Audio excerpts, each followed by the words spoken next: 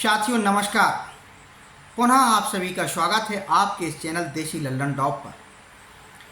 साथियों, सहारा का निवेशक अपने भुगतान की लड़ाई के लिए सड़क से लेकर संसद तक संघर्ष करने का प्रयास कर रहा है और सरकार को एक आईना दिखाने का प्रयास कर रहा है कि इस लोकतांत्रिक देश में, इस देश की आम जनमानस की अधिकार सुरक्षित नहीं है, उनकी संपत्ति सुरक्षित नहीं है।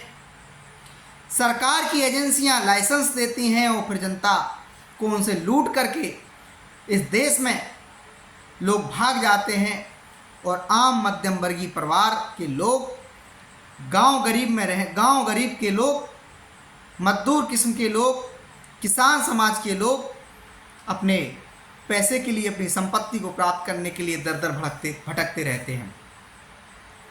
उसी यात्रा में एक नई सफलता प्राप्त हुई है। साथियों, हमने एक शिकायत को प्रवर्तन निदेशालय ईडी को भेजा हुआ था।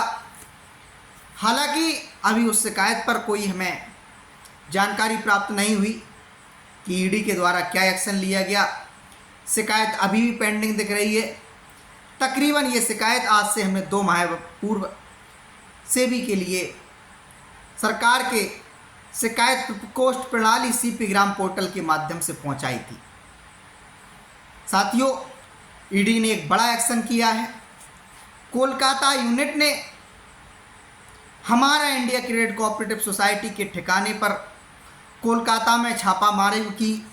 इसके बाद सहारा के लखनऊ शहर स्थित सहारा शहर में एवं कॉरपोरेटिव कार्यालय के अलग अलग 6 ठिकानों पर बड़ी जोरदार तरीके से छापेमारी की।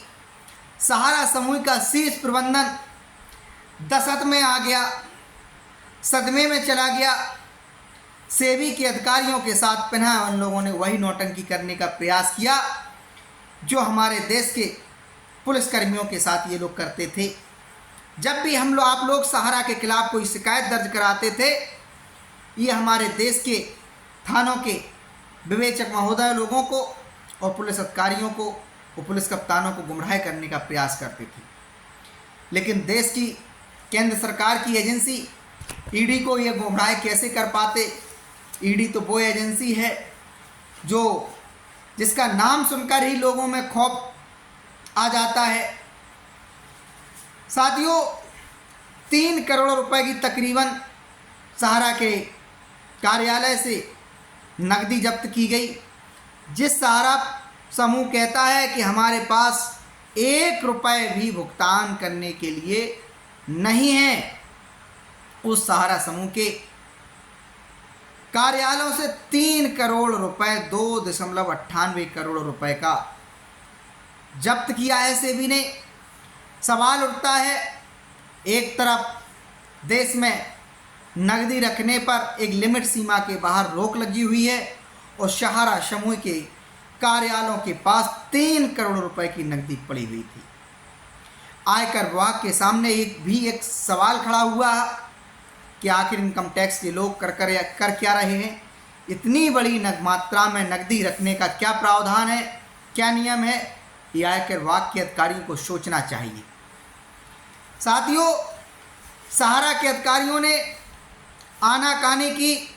सेबी के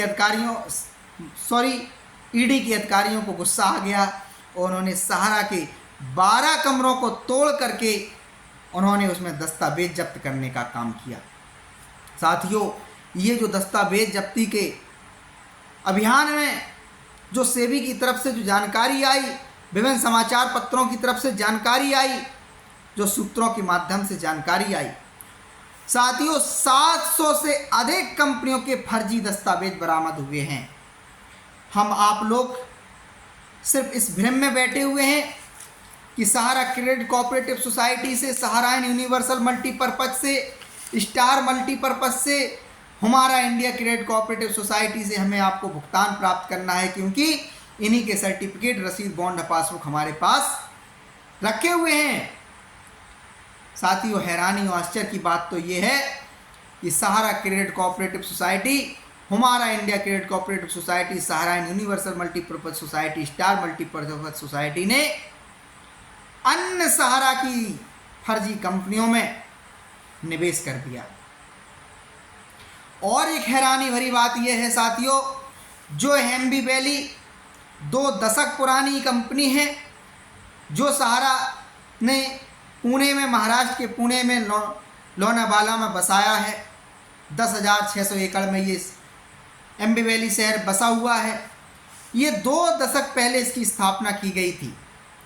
हैरानी की बात तो ये है, उस समय सहारा समूह की ये सोसाइटियाँ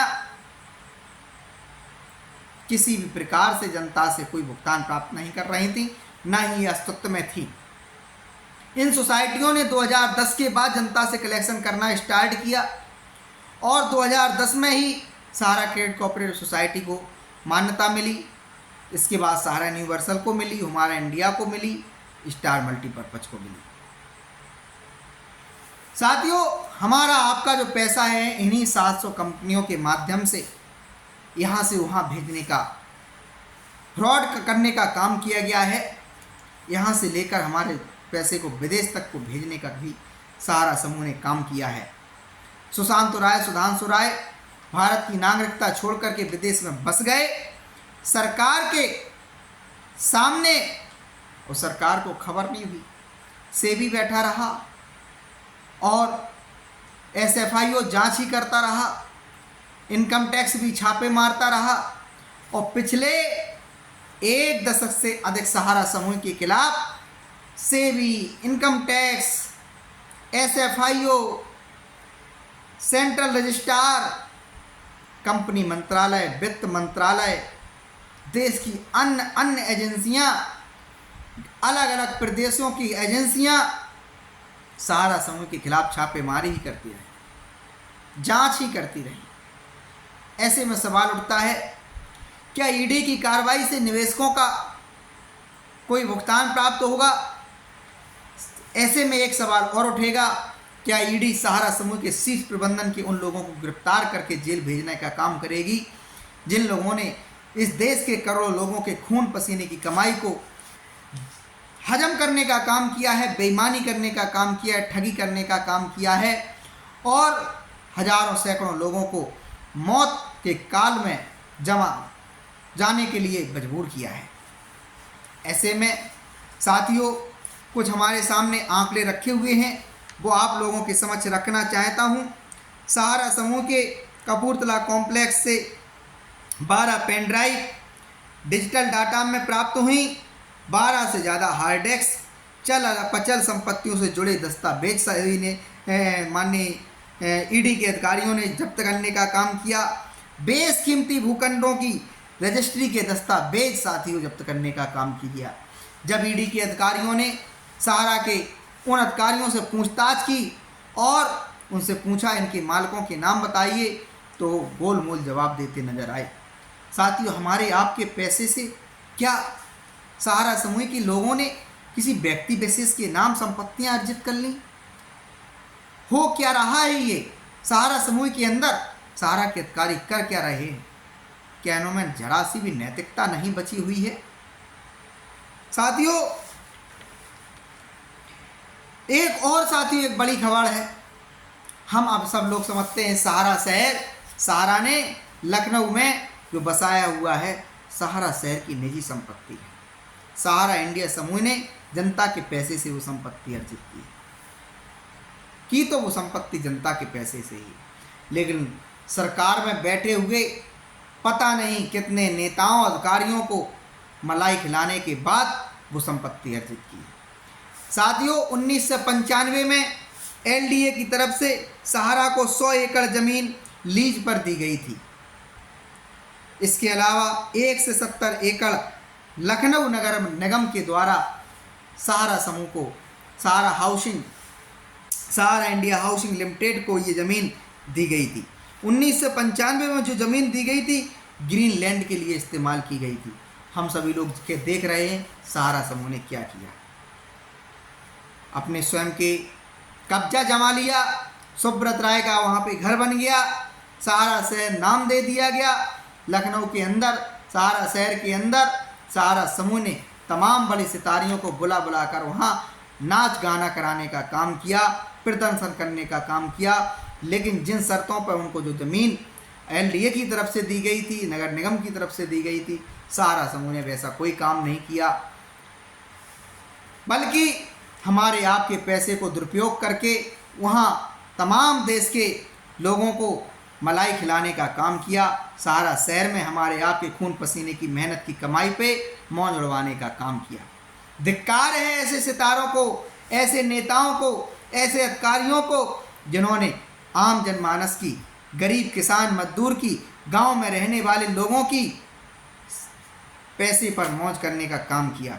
यदि उनमें जरा सी भी इज्जत बाकी है, जरा सी उनमें निर्लज्जता है, तो वो सहारा समूह के निवेशकों को बुला बुलाकर भुगतान देने का कार्य करें, तब कहीं उनके अंदर का जो पाप वो क्षमा करने का पात्र हो सकता है। साथियों, हम सभी जानते हैं सहारा समूह के संबंध देश की प्रत्येक पार्टी के नेताओं से रहे हैं, बड़े बड़े स्टार से रहे हैं, खिलाड़ियों से लेकर अब नेताओं के साथ रहे हैं। अमिताभ बच्चन का नाम तो पूरा जग जानता है कि अमिताभ बच्चन जब कर्म में गए, सुब्रत राय ने सहारा समूह के माध्यम से उनकी मदद करने का काम किया, और आज सहारा समूह की तरफ उन्होंने मुड़कर नहीं देखा। सुब्रत राय की मृत्यु के समय भी उपस्थित नहीं नजर आए। इसके अलावा कभी भी उन्होंने सहारा निवेशकों के समर्थन में कभी आवाज़ उठाते नजर नहीं आए, सिंगल ट्वीट नहीं किया। ऐसे व्यक्ति को धिक्कार है जिसने हमारे आपके पैसे पर मौज करने के बाद अपने जीवन को व्यवस्थित करने का काम किया है। आज स्वयं एक आंकड़े, कई सारे इंटरनेट पे आंकड़े डले हुए हैं जहां अमिताभ बच्चन की 3000 करोड़ रुपए की संपत्ति बताई जाती है, लेकिन उस अमिताभ बच्चन को कभी 90 करोड़ रुपए का कर्ज चुकाने का पैसा नहीं था। तब सहारा समूह के सुब्रत राय ने उसको हमारे आपके पैसे से उसको मदद करने का काम किया था, लेकिन उस निर्लज्ज आदमी के मुंह से कभी सहारा निवेशकों के लिए कोई एक आवाज़ उठाते हुए नहीं देखा गया है। क्या सहारा निवेशक अमिताभ बच्चन की फिल्म को नहीं देखे? क्या सहारा निवेशक अमिताभ बच्चन के प्रशंसक नहीं रहे हैं? आज निवेशक खून के पसीने की कमाई को प्राप्त करने के लिए, तो क्या देश के जिम्मेदार नागरिक होने के नाते आपका कर्तव्य नहीं बनता था कि सरकार के समझ जाकर आप बात रखते? और आपकी तो स्वयं पत्नी सांसद हुआ करती हैं, कभी उन्होंने सहारा निवेशकों की आवाज़ को उठाने का क्या कार्य किया? सुब्रत राय के साथ खुली गाड़ी पर घूमने का कार्य करती थी जया बच्चन जी।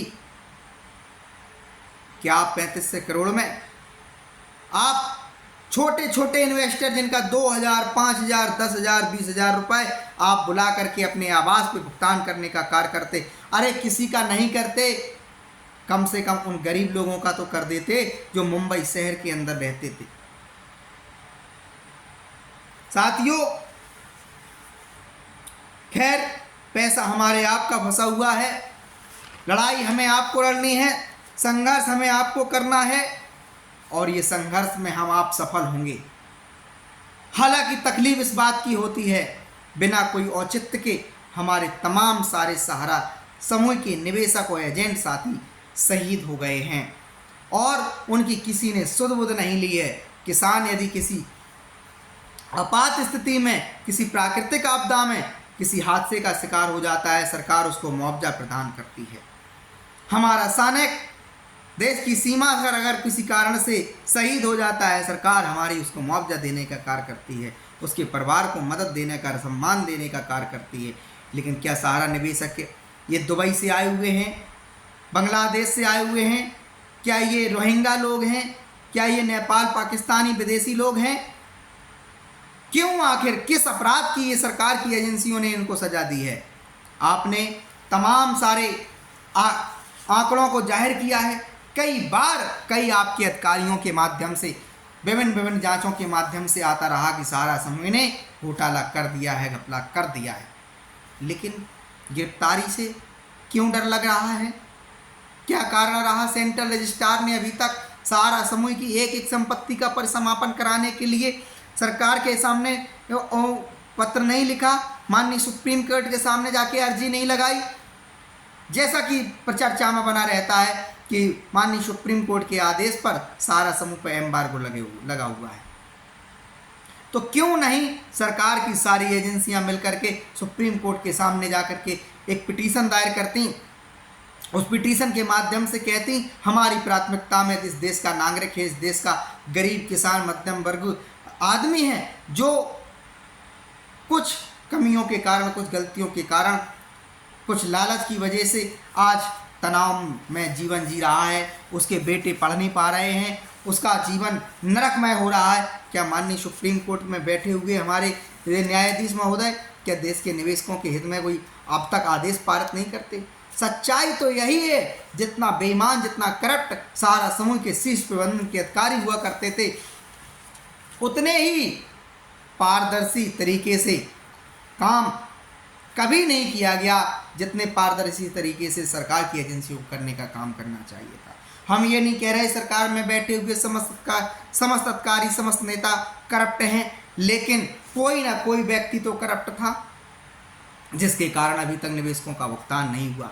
कोई व्यक्ति तो ऐसा था जिसने सहारा समूह की सोसाइटियों का लाइसेंस 2010 में के बाद लगातार देने का काम किया, जबकि मामला सेबी के पास विवादित चल रहा था, रिजर्व बैंक के पास विवादित चल रहा था। देश के विभिन्न हिस्सों में सहारा समूह के खिलाफ उंगलियां उठ रही थी, उनकी कार्य प्रणाली को लेकर उंगलियां उठ रही थी। क्या ऐसा कारण रहा सहारा समूह की सोसाइटियों को लाइसेंस देने का कार्य किया गया? इसके बाद क्या ऐसा कारण रहा कि देश भर के 5000 कार्यालयों के माध्यम से सहारा समूह ने जब फंड जुटाने का काम किया, समितियों के माध्यम से योजनाएं जारी करने का काम किया, तो सहारा क्रेडिट के खाता में वो भुगतान प्राप्त। अगर सहारा क्रेडिट का कोई निवेशक था तो उस पैसे को सहारा क्रेडिट के खाते में क्यों जमा कराने का काम नहीं किया गया? सहारा इंडिया के खाते में क्यों जमा कराने का काम किया गया? देश भर के विभिन्न क्षेत्रों में सहारा की जो ब्रांचेज हुआ करती थी वो अलग अलग सोसाइटियों के नाम क्यों नहीं हुआ करते थे? उनके स्थानीय स्तर पर बैंकों में खाते क्यों ऐसा होता था? मैं अपने जनपद की बात करता हूँ, जहाँ जहाँ भी सहारा की ब्रांचेस हैं, मैंने वहाँ के स्थानीय लोकल प्रबंधन से जब बात की कि आपका पैसा सहारा समूह के मुख्यालय को किस प्रकार से भेजने का काम किया जाता है या आपके पास वहाँ से किस प्रकार से भुगतान की व्यवस्था की जाती है, उनका स्पष्ट क्लियर कट जवाब होता था कि निवेशकों से जो पैसा आता है वो ब्रांच में जमा किया जाता है, उसके बदले में उनको सर्टिफिकेट, रसीद यहाँ से जारी कर दिए जाते हैं। यहाँ जो पैसा कलेक्शन के रूप में आया उसको स्थानीय बैंक में, जिस बैंक में सहारा समूह का खाता खुला होता है, वहाँ जा करके जमा करा दिया जाता है। तो यदि पैसा सहारा क्रेडिट के सर्टिफिकेट के माध्यम से निवेशक ने डिपॉजिट कराया तो सहारा क्रेडिट के खाते में क्यों जमा नहीं कराया गया? और वो सहारा के शीर्ष मुख्यालय क्यों वो पैसा ट्रांसफ़र कर दिया गया?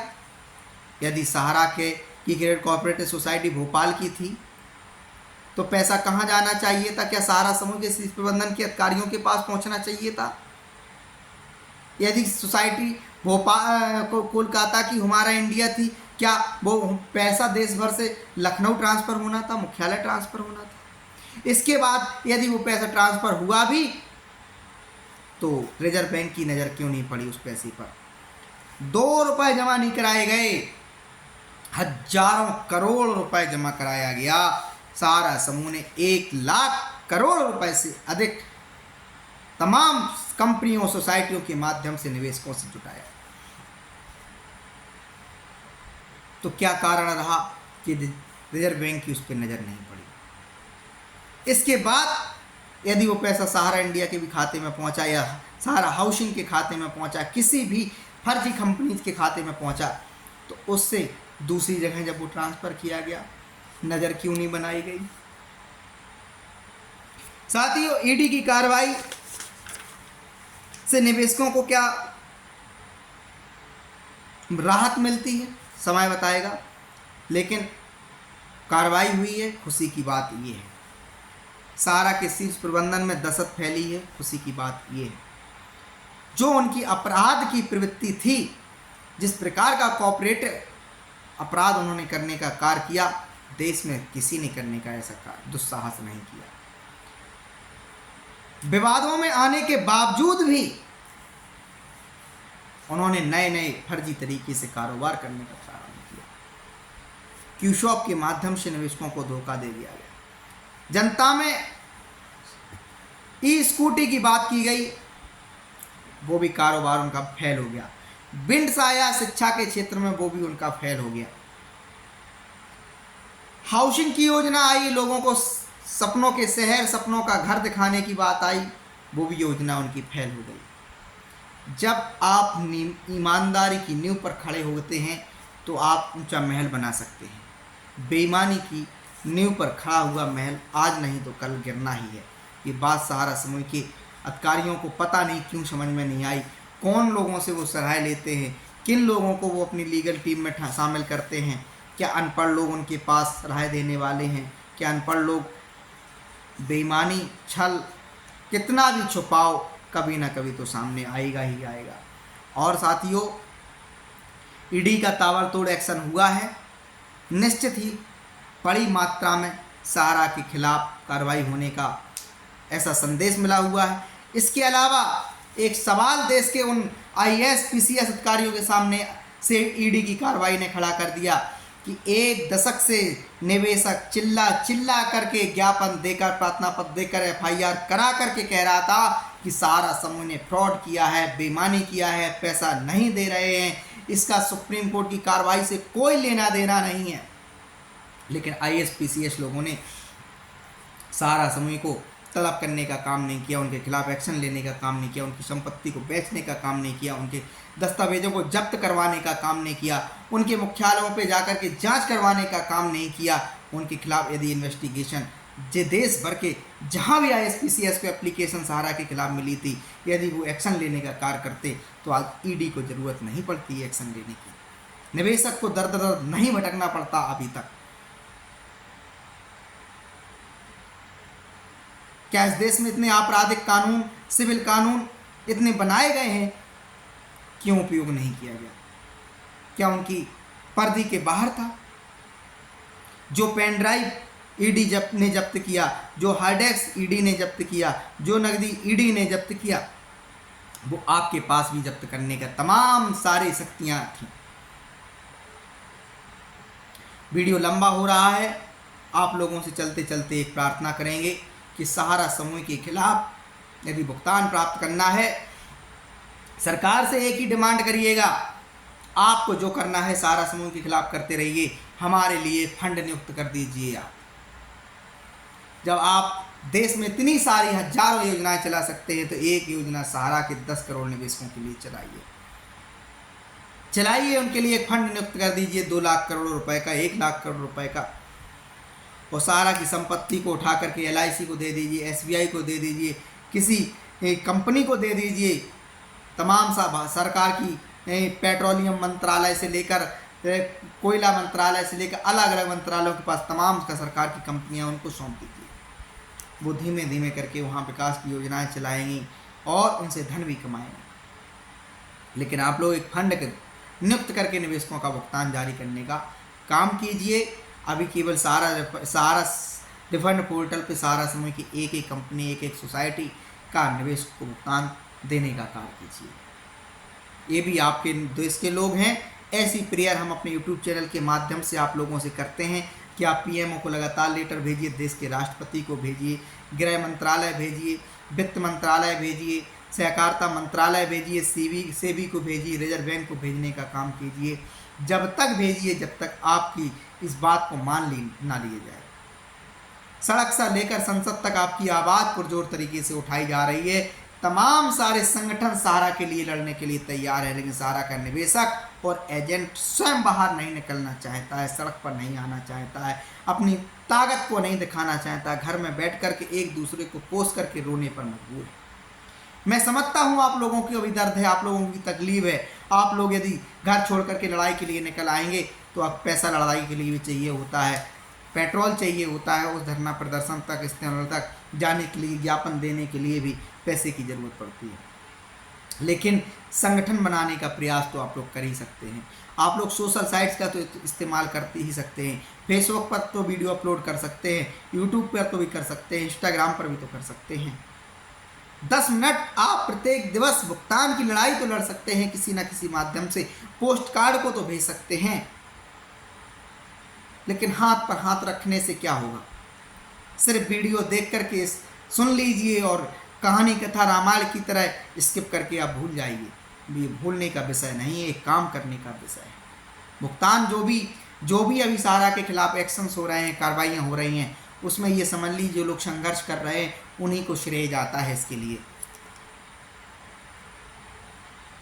साथियों, जो भी अपडेट आता है, अपडेट से आपको रूबरू कराता रहूँगा। और आप लोग कमेंट में बताएं कि अभी तक आपने जो सहारा रिफंड पोर्टल है उस पर अभी तक ऑनलाइन रजिस्ट्रेशन कराया कि नहीं कराया, कराया तो क्या स्टेटस दिख रहा है। इसके बाद जो नया पोर्टल आया है उस पर सहारा रिसबमिशन पे क्या किया आप लोगों ने, वो भी इस कमेंट बॉक्स के माध्यम से आप बताते रहें, जिससे देखिए जागरूकता फैलती रहेगी। तो देश में ये समझ लीजिए कि आप एक दो लोग नहीं, करोड़ों लोगों तक ये वीडियोज पहुंचाने होते हैं, सूचनाएं पहुंचानी होती हैं, जिससे सरकार में चेतना आए, निवेशकों में चेतना आए, हमारे सरकार देश में सिस्टम में बैठे हुए अधिकारियों में चेतना आए। हमारी आपकी दुश्मनी इस देश के किसी भी अधिकारी से, किसी व्यवस्था से नहीं है। हम सभी लोग भारत माता को प्यार करने वाले लोग हैं। हम सभी लोग चाहते हमारा देश सशक्त बने, सुसज्जित बने, व्यवस्थित बने, लेकिन हमारे आपके खून पसीने की कमाई को कोई हड़प ले जाए और हम लोग भुखमरी के कगार पर पहुंच जाएं। हम लोग पता चलता है कि सपनों का जो है तितांजलि दे दें। ऐसा कैसे हो सकता है जब देश में इतने सारे आज़ाद भारत में हम लोग निवास कर रहे हैं। क्या गुलाम भारत में निवास कर रहे हैं? अंग्रेजों के ज़माने में भी लोगों को न्याय मिल जाता था। तो क्या अब तो हमारे देश के अपने लोग सत्ता में बैठे हुए हैं, हमारे अपने देश के लोग प्रबंधन अधिकारी बैठे हुए हैं। तो हम लोग क्यों डरें अपनी बात को रखने से? आप लोग नहीं सुनेंगे तो कौन सुनेगा? किस दरवाजे पे जाएंगे? क्या हम अमेरिका की सरकार से गुहार लगाएंगे? क्या हम जो है ब्रिटेन की सरकार से गुहार लगाएंगे? हमारे देश के आप लोग ही अधिकारी हैं, आप लोग ही हमारे देश के भाग्य विधाता हैं। तो इसलिए निष्पक्ष तरीके से इस बात को बिना सोचे कार्रवाई होगी कि नहीं होगी, सरकार एक्शन लेगी कि नहीं लेगी, आप खत लिखते रहिए, पत्र भेजते रहिए उनको और लगातार डिमांड करते रहिए, ज्ञापन भेजते रहिए, जब तक लड़ाई लड़िए, जब तक आपका पैसा प्राप्त ना हो जाए। ये मैं भरोसा दिलाता हूँ, पैसा तो आपका मिल के रहेगा, चाहे आज मिल जाए चाहे 5 वर्ष बाद मिल जाए। जितना सख्ती के साथ आप प्रदर्शन कर देंगे, जितना सख्ती के साथ आप सरकार को घुटनों पे लाने के लिए विवश कर देंगे, उतना जल्दी आपका भुगतान मिलने का काम होगा। धन्यवाद, थैंक यू।